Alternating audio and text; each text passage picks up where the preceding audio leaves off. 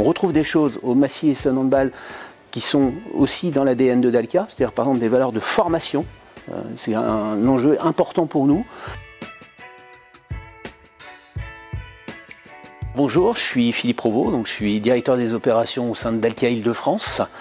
Donc directeur des opérations, ça veut dire que je suis responsable de la bonne exécution des contrats qu'on a avec nos clients, de la sécurité de nos équipes et puis bien évidemment du respect du budget.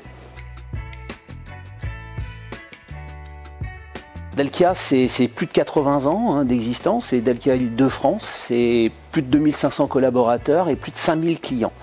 Dalkia, c'est d'abord une entreprise qui fait de la maintenance des installations de chauffage, de climatisation et de ventilation chez nos clients, qu'ils soient industriels, qu'ils soient tertiaires, les collectivités locales, les bailleurs sociaux, l'habitat privé, mais aussi les réseaux de chaleur. Mais de plus en plus, Dalkia veut un acteur de la transition énergétique, c'est-à-dire faire tout pour diminuer l'empreinte carbone et diminuer la facture énergétique de nos clients. Alors on intervient sur des installations collectives, c'est-à-dire les chaufferies, les sous-stations de réseau de chaleur, voire les installations dans les bâtiments.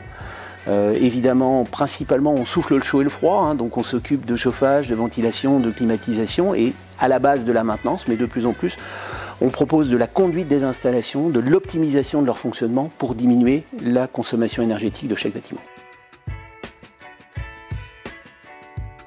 Alors on est sans doute un des plus anciens partenaires, c'est l'histoire, puisque ça fait quelques années, voire même quelques décennies que nous travaillons avec la municipalité. On retrouve des choses au Massy Essonne Handball qui sont aussi dans l'ADN de Dalkia, c'est-à-dire par exemple des valeurs de formation, c'est un enjeu important pour nous, et puis beaucoup de valeurs humaines. Des gens très accessibles, que ce soit la direction du club, les bénévoles, les représentants de la municipalité, les joueurs, et puis évidemment toute la ferveur qu'il y a dans la salle tous les soirs de match.